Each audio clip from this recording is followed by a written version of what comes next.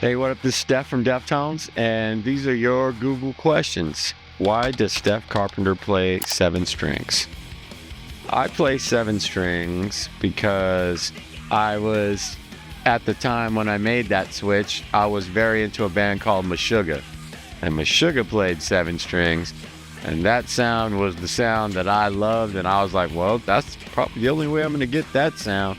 And that was the easiest and simplest reason for me to switch to 7 strings. Because up until that point, I actually ignored 7 strings. What guitar does Stephen Carpenter perform with? I perform with the Custom Shop ESP guitars, and also I have Kiesel Custom Shop guitars as well. They're headless guitars. I have all the guitars I've used forever, my ESPs. They all have the headstocks on my guitars that you're most familiar with. Mostly all the down angle, but I have some reverse headstocks as well. But my Kiesels are headless, and they're multi-scale. That's the difference between all my ESPs and them as well. What was Steph Carpenter's first guitar? My first guitar was a nylon string acoustic, but shortly followed by an Ibanez RG 450, 540, one of those. I don't know. The number part I'm going to forever mess up, but it was an RG. How many guitars does Steph Carpenter own? Like I was mentioning a little while ago, I own about 50 something. I say 53 because that was the last count I had when I did it, but I've gotten a few more since then, so I may be upwards around 60. What gauge strings does Stephen Carpenter prefer? I have for years and years used 11 to 49s. That would be for the 6 strings. My 7 strings 11 to 59, and my 8 strings would be 11 to 69, with the variable on my drop tuning 8 strings where I go to a 74 or a 76 on the top. I can't remember. What is Steph Carpenter's favorite guitar in his collection?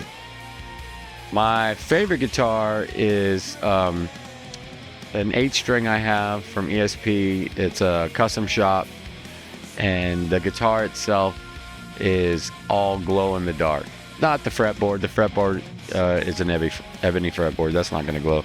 The hardware is black, but all of the paint, the body, the neck, the headstock, everything the paint is glow in the dark.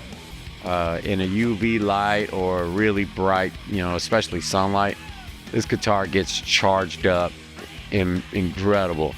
That thing will light its way in the dark when it's fully charged up. It is impressive. That's my favorite. I have forever always wanted a glow in the dark guitar, and I have that thanks to the ESP Custom Shop in Japan. I do have another favorite one as well, because it was another one that I wanted as much as I wanted that one. The Snow model Kiesel headless, the White Vader. But between the two, they're 2 completely different guitars. If I got to pick one over the other, the glow in the dark was the OG.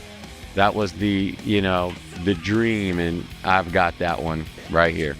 Where is Steph Carpenter's favorite concert venue? I don't actually have a favorite venue. I've had a great time.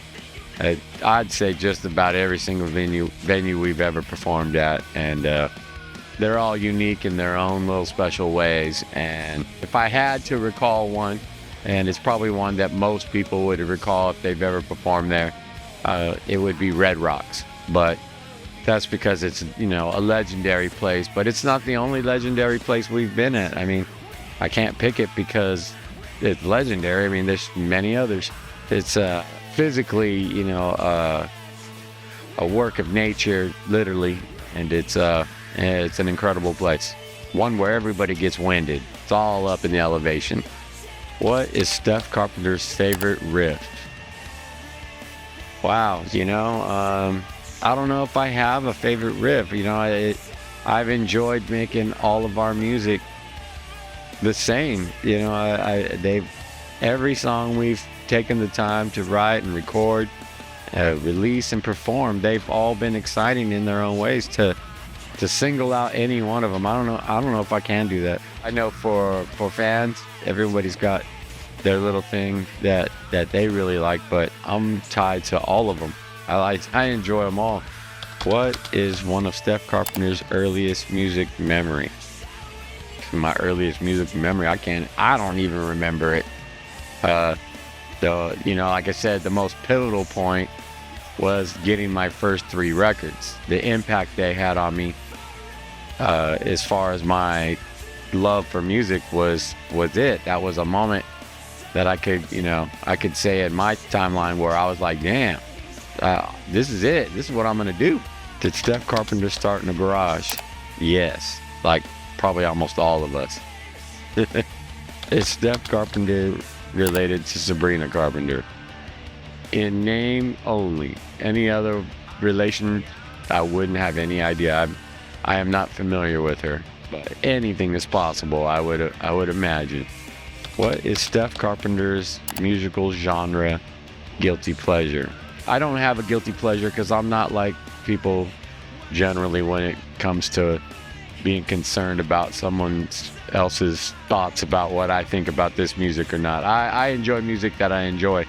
I might enjoy a lot of music that you might not enjoy. I might enjoy music that you might enjoy, but I don't have a guilty pleasure. I enjoy pop music. I enjoy weird abstract music. I enjoy groove-oriented music, mostly the music with groove. That's where I'm going to gravitate to. Again, like I said, drum beats are really my driving force. But I don't have a guilty pleasure.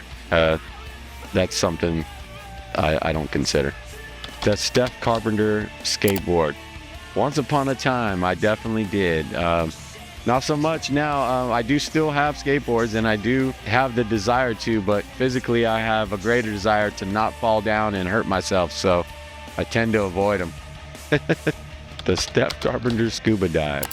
No, he does not go in the ocean. Did Steph Carpenter work at a taco shop? Yes, with Abe. Abe was my boss. He used to write me up all the times I would show up late. And eventually, all those write-ups got me fired. Abe got me fired. No, I kid. This is a little joke between he and I. We, to this day, still have a great laugh at that.